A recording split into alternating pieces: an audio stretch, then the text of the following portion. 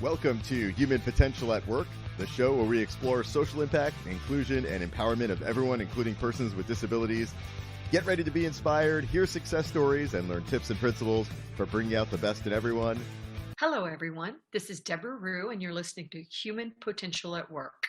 As a reminder, I'm the CEO of Rue Global Impact, and we're very devoted to social activism, making sure the world works for everybody, with a definitely emphasis on making sure that people with disabilities and people that are aging, like all of us are also being fully included. Of course, we're still doing the show during COVID-19, and our guest is very relevant to that topic since he is a doctor. His name is Dr. Greg Hammer. He's a pediatric intensive care physician, a pediatric anesthesiologist, a professor at Stanford University Medical Center, and he's also a best-selling author. He has a new book out called Gain Without Pain: The Happiness Handbook for Healthcare Professionals, and it just came out in May 2020. So he talks a lot about, keeping ourselves healthy, mentally healthy during all of the time, but certainly during this pandemic. It's very important that we do this. And I first of all, I want to welcome you to the show, Dr. Hammer, but I was also hoping that you wouldn't mind elaborating a little bit more on your work and why you're in this work. I mean, I think it's wonderful that you're, a pediatrician, but you've really taken it into a much larger conversation that is really critical right now during so many people struggling during the pandemic. So welcome to the program. I also will you're on mute, Dr. Hammer. So make sure you take yourself off mute before you begin. Thank you so much. It's great to be with you.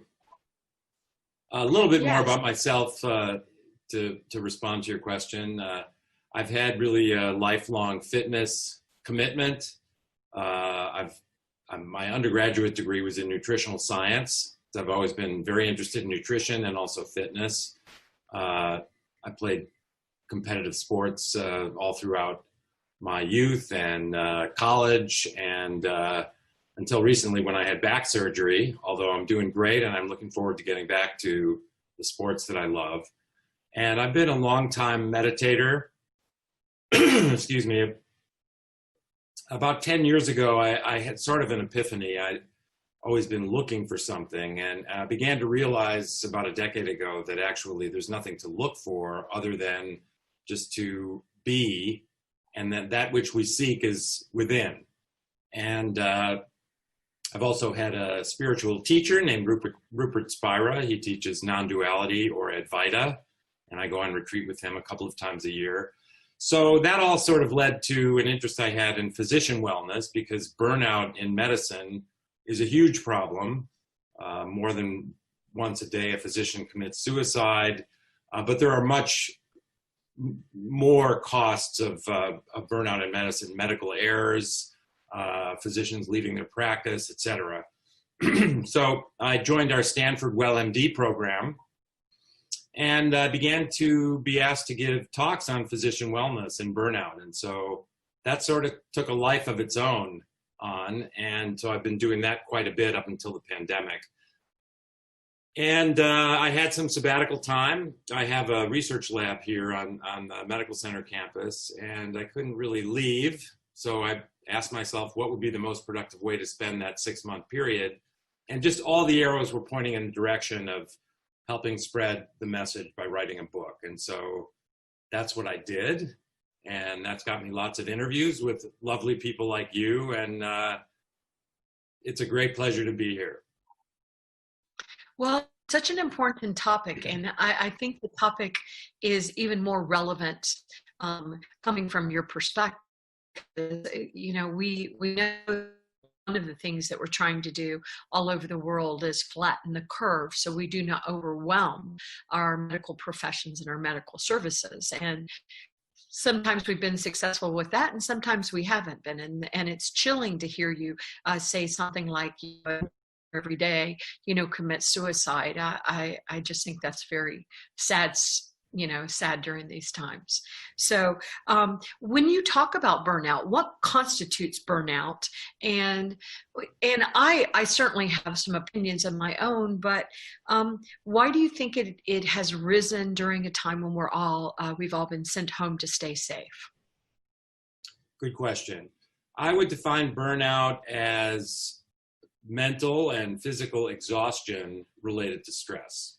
The stressors can be internal, just related to our genetic and otherwise our makeup, or the stresses can be external, or both. And burnout is a problem that sort of is self-sustaining. That is, people who are feeling mentally and physically exhausted because of stress have poor sleep, so they're exhausted, so they tend to exercise less. They tend to eat less well because those fatty comfort foods or those processed sugary foods kind of give them a bit of a boost and make us feel temporarily a little bit better. So again, this is kind of a self-propagating cycle, and people can sort of descend in this area of exhaustion and burnout. Certainly, this is a very stressful time for all of us. None of us have experienced anything like this before. Certainly in medicine and just in general. I mean, this is a unique, hopefully once in a lifetime event that our kids and their kids who are perhaps older than 3 or 4 years of age right now will remember for the rest of their lives. We are stuck at home. Many of us were disconnected from a lot of those things that normally bring us pleasure and help us feel connected. We have a negativity bias in general, separate from the pandemic, and we tend to remember and hold on to negative things and let the positive things go. And so we focus on things we don't have instead of things that we have. And that contributes greatly to stress and burnout. And I think, this is a time of global suffering. There's a lot of uncertainty. When will this end? When we'll be able to see our loved ones again, visit our parent in a nursing home, etc. And uncertainty itself breeds stress. So that would be, certainly an external and very significant stressor. And again, that's why I think a lot of us are feeling burnt out right now. I agree. And then on top of it, we have the isolation, and the isolation certainly for, I know that's something that the community of people with disabilities, especially people with the more severe disabilities, have struggled with. And certainly that's something that our senior citizens are struggling with. I have a sad story of a friend of mine whose mother was in a nursing home, and they were, nobody was allowed to visit. It was locked down to keep her safe, but she wasn't really good with the technology, and they kept trying to communicate with her, and the staff was trying to help. And finally the woman she really just gave up. She stopped eating. She stopped drinking. She refused to try to do the technology, and she just died. And it was all because of isolation and loneliness. And I think we're seeing that compounded. I know many members of my community have struggled with that for a long time, but now you're seeing, it just is the multiplying factor. And I was just wondering if you wouldn't mind just talking a little bit about the isolation factor. Yes. Well, we all feel isolated to one extent or another. I had a back operation 7 weeks ago, and so I've been home, and I have had occasionally a friend over. We socially distance and sit outside, but many people don't have the luxury that I do, where I have a nice yard and a lovely place to sit. People who live in apartments really may have nowhere to go, and they may or may not have the technology to be virtually connected with people that they love. And in addition to that, I think we do have to acknowledge, as you suggested, the differential effect of the pandemic on various segments of the population. I think those who are at the lower socioeconomic strata are suffering more, both by having a higher incidence of COVID. They tend to have more health problems. They're more severely affected if they do get infected with the coronavirus. And the elderly, I'm not sure what age that is anymore. It's getting, pushing that number back further and further. But, it's interesting. As an analogy, I had surgery and it was a fairly significant operation. I had all of my lumbar vertebrae fused with rods and screws. And, I consider myself relatively young and certainly very physically fit. And yet I'm still getting very sleepy in the afternoons and often have to lie down and take a nap. And that's just not me. It's almost 2 months out, the effect of having a major traumatic procedure. And as we get older, we just don't have the ability to recover from traumatic events, whether they're physical events, emotional events, or what have you. And so the story that you told about that individual who just sort of gave up and ended up letting go of life, essentially, that's not an uncommon story. And I think for older people, they're not as resilient inherently. And so a jolt to their system, whether it's an operation for a hip replacement or it's the sudden cutoff from their loved ones, is something from which they may not recover at all. And I think we all have to appreciate the differential effect that this pandemic and all of its manifestations is having on our population. I agree. And I also want to dig a little bit into something else you said, because I'm with you. I don't even know what it means to be a senior citizen. Now, I'm 61, gray hair, with lots of pretty purple in it. But so I really want to own my age, but it almost feels that society should think a little differently about aging.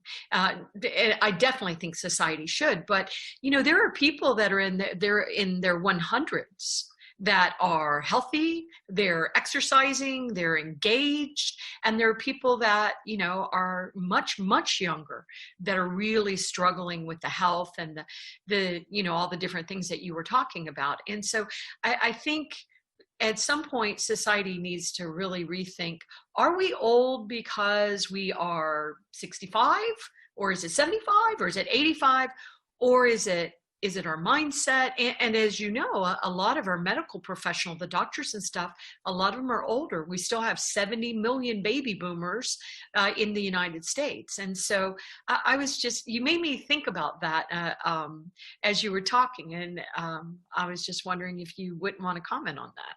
Well, let's hope that old age does not begin at 65. I think you and I can agree on that. The older we get, if you look at a population, I think the older the population, the more variability there is with respect to physical and mental health. And, one of my heroes is a California artist by the name of Wayne Thiebaud, who's quite famous.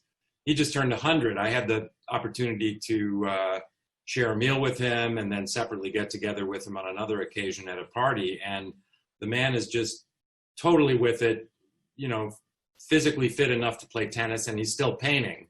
And his paintings are wonderful and well recognized. And, so yes, we've all seen that kind of variability. And I think what we can do to stay young is not that complicated. But as you suggested, a lot of people sort of give up because it does take discipline to continue to eat well, to continue to get regular exercise, which has to be modified to some extent as we get older so that we don't get injured and we're safe. And nutrition is hugely important. And so these things take intention.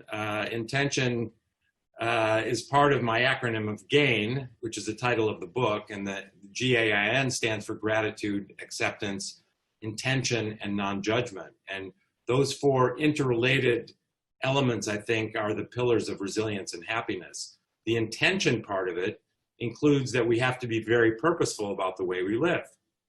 And so sleep, exercise, and nutrition are very important. And then, as you suggested, the mental game is also very important. My own mother used to read, fairly avidly.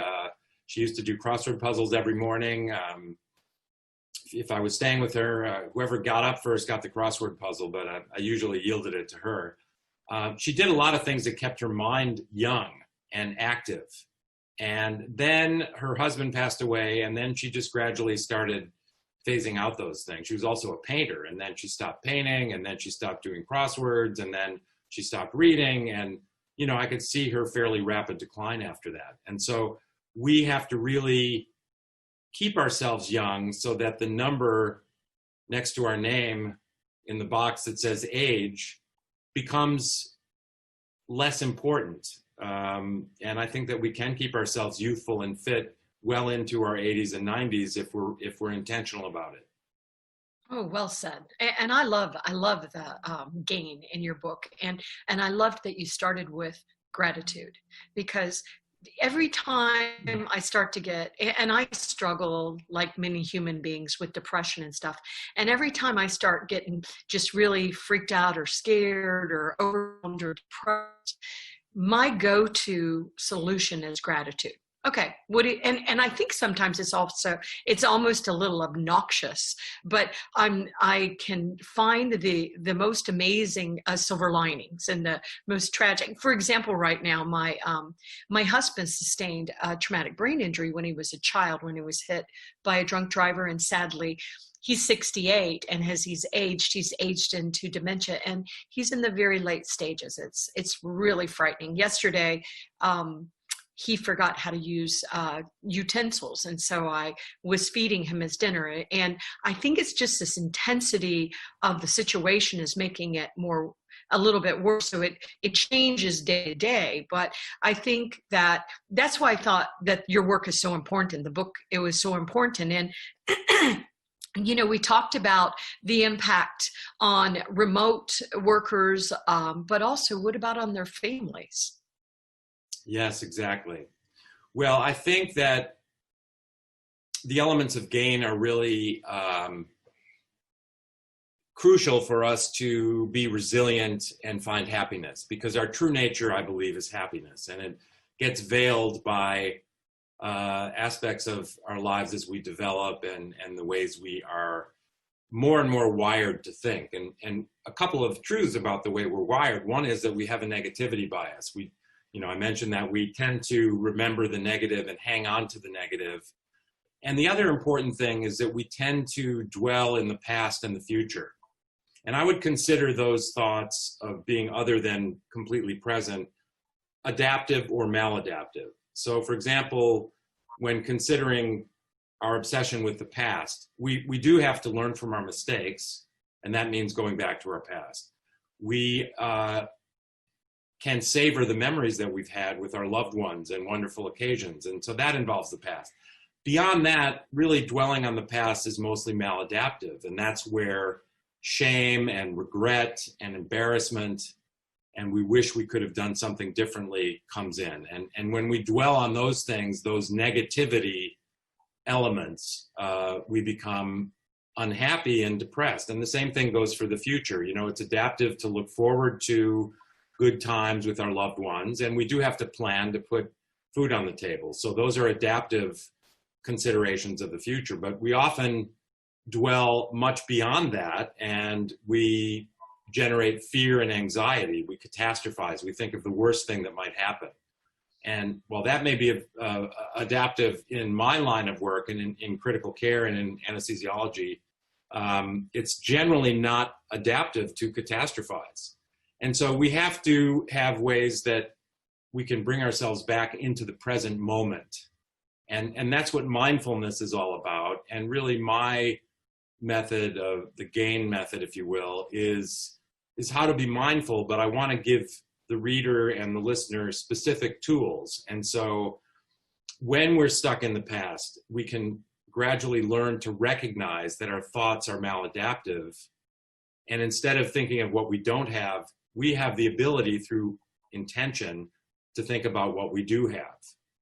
And, we can start with gratitude, as you suggested. When we're depressed about the pandemic, let's remember what things were like a little over 100 years ago in 1918 with the great influenza pandemic. 50 million people, give or take, passed away during that pandemic. And the access to medical care was minimal. We obviously had no internet, so people were truly disconnected from others. Sanitation was poor. Living conditions just in general were so much worse than they are now. So as bad as it is now, and certainly it's worse for some people than others, but we should be grateful that we have a lot of the benefits of our contemporary society. So no matter how bad things seem, there's always room for gratitude. Well, that's what I found. And I've been a spiritual seeker since I was a little girl. My mother struggled with a mental illness, borderline personality disorder. And so as a little kid, I started a spiritual practice. I remember being really little, and we would walk down the road and I would try to see how many people would smile back at me, because my mom was always so sad. I didn't know how to fix that. So, so I've been doing this for a long time, and I find it has been invaluable. Like you said, staying in the moment. I have a daughter with Down syndrome, and one thing she taught me, she's always in the moment. She's always in the moment. It's fascinating because what you get with her is she's going to tell you exactly what she's feeling, who she is, every moment of the day. And it's, at times I find it irritating. It's like, don't tell me that you're in a bad mood, but she definitely lives in the moment. So being between both of them, they wound up being great teachers to me. But I would say this, and then I want to explore just a little bit more of your book, because I think your book is something that we all need right now. And anybody struggling out there right now, buy the book. And remember, please give them a review. It's very important to do reviews when you're selling books. That's how they get ranked. That's how people find them. So I would like to ask you to please consider doing a positive review. If you want to do a negative review, you can skip it. But you know what? I think sometimes people think this is all woo-woo and it's all, it's spiritual and mindfulness. But I've lived this way for so long. And I just wonder if you would address a little bit when people, and I believe this is often men are a little bit more naysayers about this kind of stuff than women, from everything that I've read and the studies I've looked at. But people seem to sometimes think this is just, and I'll give you one comment. My mother's struggling, poor thing, she struggled her whole life, but she told me that I was two-faced because I was so optimistic. And I would only speak, I tried for a long time, I would only talk about good stuff, which, by the way, I think there's a danger in that. You have to be willing to really live your entire life. But what do you say to that, Dr. Hammer, if people think, oh, it can't be that easy, that I just have to stop, and I have to think, I feel so afraid. So what could I be grateful for that would make me less afraid, or things like that? But I think a lot of people don't really believe these things work. Well, clearly there's a huge mind-body connection, and our minds are capable of going off in very negative direction. In fact, that's what they tend to do. And, we can take some responsibility for that by being purposeful with respect to our thought processes. And it's something that we have to learn, because as we develop, we have our brains wired in such a way that we acquire this negativity bias, and we have trouble with thoughts of the past and the future, and are less and less present. A newborn baby, like your daughter, is completely present, presumably. I mean, we don't know what they're thinking, but in all likelihood, they're not worrying about being in the womb 20 minutes earlier or where they're going to get their next meal. They seem to be present and fully responsive to everything happening in the moment. And we can go back to that sort of beginner's mind, or even newborn's mind, if we choose to put in the work. But we have to develop the ability to do that. But it's not really that difficult. And that's why my GAIN meditation can be as little as 3 minutes. It's just the idea that we take small steps, but we repeat it every day. And then maybe make a commitment to practice one element at least once during the day. So we started with gratitude. And to answer your question about something you may have been referring to that some call spiritual bypass, that is that they just pretend everything is rosy, and therefore it becomes rosy. That may be efficacious to a limited degree, but the next letter in the GAIN acronym is acceptance.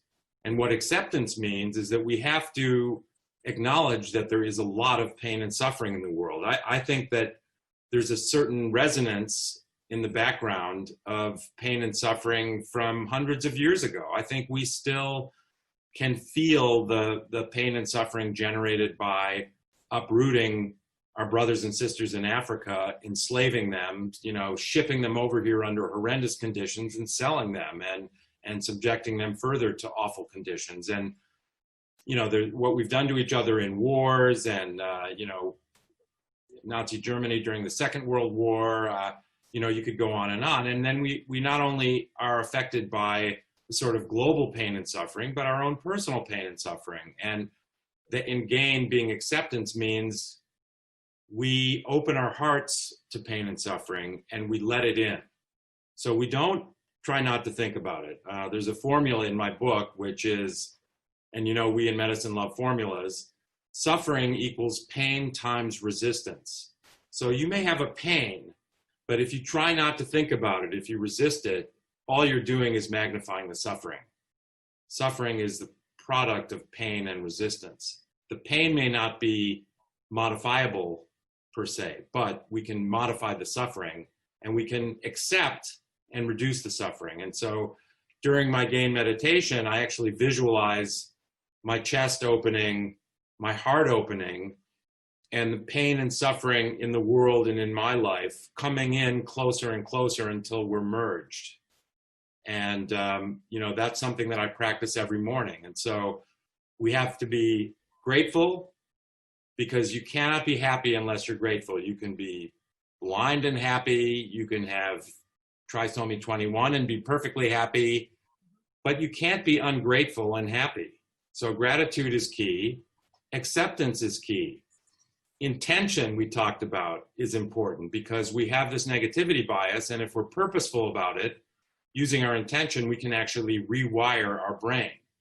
And a great example of that is a program that I think is still ongoing at Duke University called 3 Good Things. And basically, all you do is commit to thinking of and perhaps writing down 3 good things that happened during your day as you prepare to go to sleep. And what they found with tens of thousands of participants in this study is that people sleep better and they become happier. So that's a good example of using our intention to rewire, to reroute our negative end of the day thinking to at least some positive thinking. So tonight, I'm sure I'll think back and what a beautiful day it is here in Northern California, although we could use some of the rain that you're getting there in Virginia.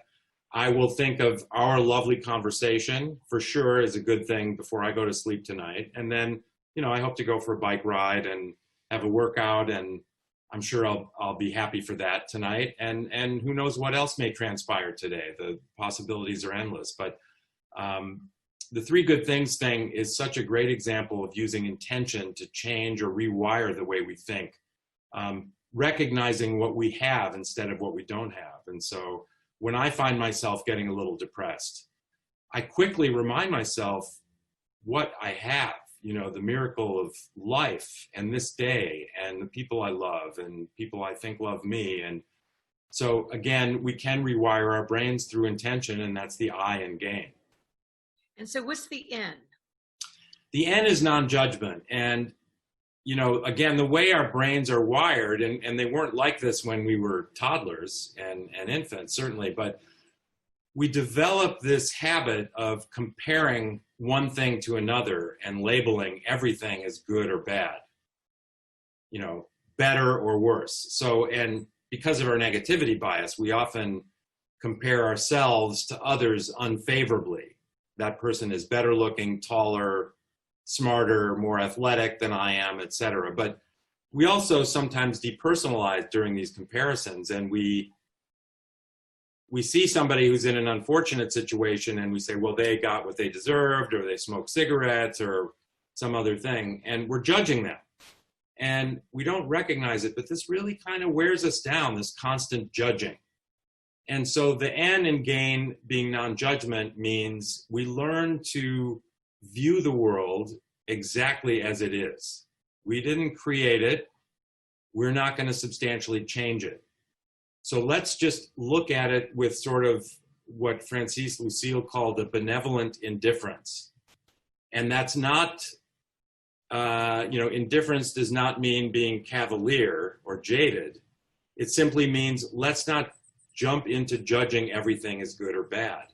Let's, with a smile, embrace the world, other people, ourselves, most importantly, exactly as they are and we are. And I think that's the fourth pillar of resilience and happiness. And they fit together nicely in a word called gain, because we want to be moving forward. We don't want to be, as you discussed with aging, getting older doesn't mean that we have to just sort of fade away. We can actually continue to learn and grow. Right, and participate and give back. And I was thinking about my husband as you were talking, because I certainly had to go through, and sometimes I still do, all the different grief levels. And one thing that is there, when I put on my clinical hat and think about what's happening, which I do sometimes, just because it's just too overwhelming. My husband's leaving me. It just freaks you out sometimes, because it's a really difficult walk. But he's happy. My husband is happy. So he might struggle with figuring out the fork from the spoon versus the knife or anything like that, or not being able to get dressed, but he's happy. He knows me. He is 100% in the moment now. It's fascinating to me in a way, the gifts that come with dementia. Would I choose this walk? No, maybe I did, but I didn't know I was going to. If somebody asked me today, I wouldn't want my husband to have dementia, but it's just our walk. And I try to honor his soul. His soul has made a decision, and I'm, I love this soul. So we're just walking it together. But I wanted to, maybe you could just talk a little bit more about the negativity bias, because we have negativity bias because it protected us as human beings. Yes. There was a reason why, we were given negativity bias, but now it seems to really get in the way often of us living happy lives. Exactly. Well, as you were speaking, I was remembering that our true nature is happiness. And I saw this in my grandmother, and to some extent in my mother, as they developed dementia at an older age. And what happens is that our true nature, being happiness, tends to become veiled through experience and the way we're raised and the society in which we live, especially in the West. And that veiling can be reversed. And I think that some people with dementia, some of the time, perhaps even most of the time, demonstrate that. The true nature of happiness, having been veiled, is gradually being unveiled. That is, as some of the brain function that is making us constantly judge and catastrophize and dwell in the past and make ourselves miserable is dissipating. And I think you probably see that in your daughter as well. She probably has not undergone this veiling of her true nature of happiness to the extent that many others have. Right. You mentioned the negativity bias. Yes, it's a teleologically explainable phenomenon, because as early Homo sapiens, and even before Homo sapiens, we were, let's say, cave dwellers, and there might have been a saber-toothed tiger just outside of the cave, and so we had to constantly be on threat alert, and we had to be thinking of what's the worst thing that can happen. And so that kind of puts us on edge. That creates a certain anxiety that may at one point have been favorable for our survival, but we're no longer in constant peril. We don't have to worry about where our next meal is coming from, for the most part, most of us, most of the time. We don't have to worry about a roadside bomb, being run over by our car as we leave our house. So the conditions have changed, but our conditioning has not changed along with the circumstances in which we live. But we can take responsibility for that and change the way we think and the way we interact with the world. And we can ourselves unveil the covering up of our true nature of happiness. We have to just recognize it's just like developing a muscle or a set of muscles in our body. It takes conditioning, it takes work. And I would suggest, and I think in my book, the message is it's easy. And so I have a 3-minute gain meditation that I describe in detail, and I start every morning that way. And that's only 3 minutes. Everybody can set their alarm 3 minutes earlier the night before and set their intention for the following morning. So do your 3 good things. And when you're setting your alarm, set it 3 minutes earlier than you might otherwise. If you were going to get up at 6:30, you can get up at 6:27. I don't think any of us are going to suffer from a sleep deficit because of that 3-minute change. And then when you're done with your morning hygiene or whatever you do, find a comfortable place to sit. And I go into detail in the book, but you simply get in touch with our breath, which is central to many kinds of meditation. And then you go through a contemplation of these elements of gain: gratitude, acceptance, intention, and non-judgment. And then maybe pledge to be non-judgmental today of the first person you see who might otherwise be annoying. So you're in your car driving to work, if you're ever going to drive to work again, and somebody ahead of you changes lanes without using their turn signal, and maybe they cut it a little close, and you start to get annoyed, but you quickly remember that today you pledged to be non-judgmental of that first person you interacted with in this way. And then it actually feels good to let go of the judgment. And so baby steps, you'll get lots of positive reinforcement, and you can look back after 3 or 6 months of this practice and say, you know what, I've come a long way. I'm a lot happier than I was 6 months ago. Yeah, we can do it.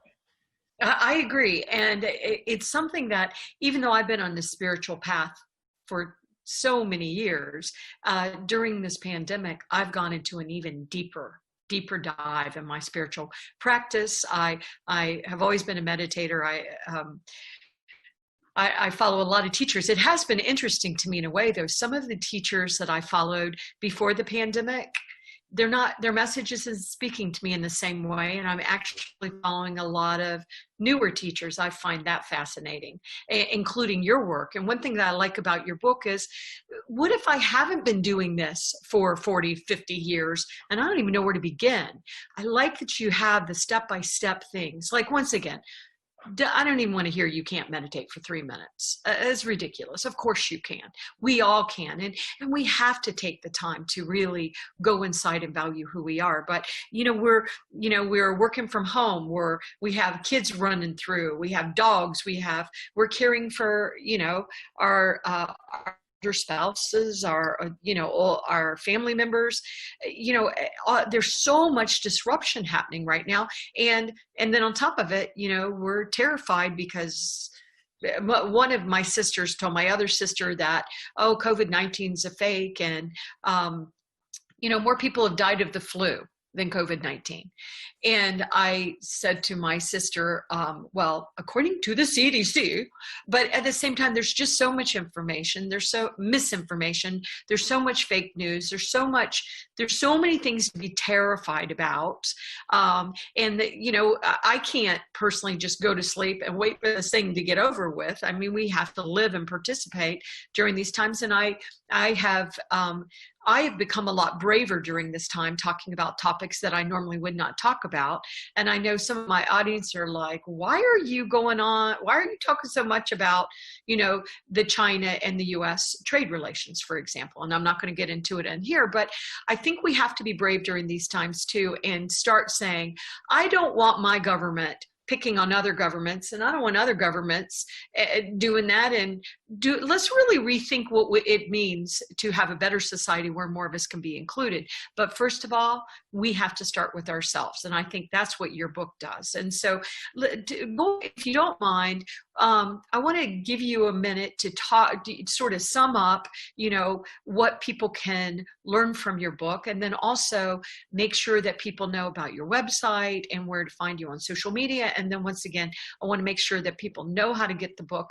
We will provide Dr. Hammer, if you could provide me these links, I will make sure that it goes with the post that we do for Dr. Hammer so everyone can go and buy the book. It's very easy to read, very great practical information, regardless of whether you're a long-time searcher or you just began. I think we can all learn from it. And I think it's wonderful to support each other's work as well. So Dr. Hammer, give us sort of a, tell us more about the book. Well, the book is just about happiness. It starts out with, why don't we have more of it? And I think many of us feel we don't deserve to be happy. When we have an interaction that feels good, why don't we move toward that and incorporate more of that in our lives? When we're non-judgmental, it feels good actually compared to being judging. So why don't we just become that way more, since we got this positive feedback, maybe a little hit of dopamine? And, I think a lot of that is that we are dwelling on the negative and we don't feel worthy of happiness. So yes, I think the book would be wonderful for anybody. They don't have to be in healthcare. I hope to come out with a pocket book called Gain Without Pain, Your Happiness Handbook soon. But in the meantime, people can find lots of media and information about my book at greghammermd.com. That's all lowercase, GREGHAMMERMD.com. There is a link to Amazon where the book can be purchased. You can also go to Amazon, of course, and put Gain Without Pain and Greg Hammer in the search box, and you'll find the book. And I appreciate what you said about reviews. Yeah, for those authors out there, yes. I mean, I know that probably thousands of people have read the book already, even though it's fairly new. The sales have been good, but there's only 13 or 14 reviews. So yes, we always appreciate a favorable review. Yeah, I'm an author. I have 3 books. And so I'm always reminding everybody, those reviews make such a big difference. Is how, for example, a bookseller like Amazon decides to rank you. So we want people to find information like Dr. Hammer's doing, because people need to be happy and to feel like we got this during these really tough times. And the pandemic's not going to end tomorrow. The pandemic's not going to end probably in 2020. It's going to go on for a while. We might be, we've already seen this happen. I know I live in Virginia and we're at stage 3 of opening back up, but other states have had to, pull back. And so we're going to go through this a lot longer. And so I think this is an opportunity for us all to evolve and to really, really rethink, who did you want to be when you were a kid? Who are you? What do you want the world? That's what I've spent a lot of time doing, Dr. Hammer, is thinking, what do I want the world to look like? Is it okay to me for some of the things, like, for example, some of our leaders in the United States are doing to other countries? Should I just be quiet and sit back, let somebody else solve it? Or do we have an obligation to step up and really try to make the world the kind of world that works for more people? And I think you and I obviously feel that, it's about making the world a better place. But are you on social media? I'm on LinkedIn. I have a Facebook page also. I think there's a link to that on my primary website. Okay, great. But there's a lot of information on the greghammermd.com website. I will say, just to address what you said about the government and so on. The A in GAIN is acceptance, and I think that doesn't mean being lazy or just laissez-faire. What it means is discerning between what we can change and what we cannot change. And so, whereas you do see a lot of people who want better international relations and so on, you see them kind of talking about it all the time. And I think that goes to our negativity bias. We like talking about the problems in the world. That's okay up to a point. But, it can be an obsession, like our obsession with the past and the future. So I would go back to the A in GAIN, which is acceptance. Discern what you can change and what you can't change.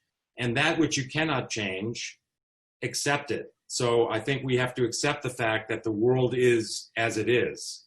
And there are elements that we definitely wish were otherwise. But unless we feel that we could make a substantial change, we need simply to accept it. And to the extent we can make a change by embracing these principles that we've been discussing as individuals, let's do that. But then let's not dwell excessively on the things that we can't change that are negative in our lives. I agree. For a long time, I cut out all news. And then I realized, I'm a global strategist, so I sort of need to know what's going on. So I'm just very selective about what I do and how I'm using my voice. I believe I'm very consistent. I use my voice to try to make the world a better place. And not everyone appreciates some of the things I'm saying, and that's okay too. But I want to just say the name of the book again, because I highly recommend it. It's Gain Without Pain, the Happiness Handbook for Healthcare Professionals. But once again, this is for all of us because we're sort of all helping each other during this. So this is for, employers. I have a corporations company right now saying, we don't even know how to get all of our employees back to work, much less our employees with disabilities. And what do you think? And I say, well, first of all, your employees with disabilities are just your employees. But so that what you do for one group, you really should do for everybody. And take the time to focus on your happiness and be grateful and things like that. But I really do highly recommend Dr. Gregory Hammer's book. Also, as a reminder, his website, and we will post it with the interview, is www.gregoryhammermd.com. So highly recommend it. There's a lot of wonderful books out there, but I think he has a very important voice and one that we all need to listen to so that we can be a little bit happier. So Dr. Gregory Hammer, thank you so much for being on the show. We really appreciate your work right now. Always. I appreciate the opportunity to be with you today. By the way, it's greghammermd.com, just so people don't put Gregory in there. Thank you. Well, thank you so much. So www.greghammermd.com, which is why I'm going to give you the link too, since I can't say it right, but thank you for correcting that. But thank you for your work, and you stay safe in California and keep doing what you're doing because it's making a difference. We appreciate you. Likewise.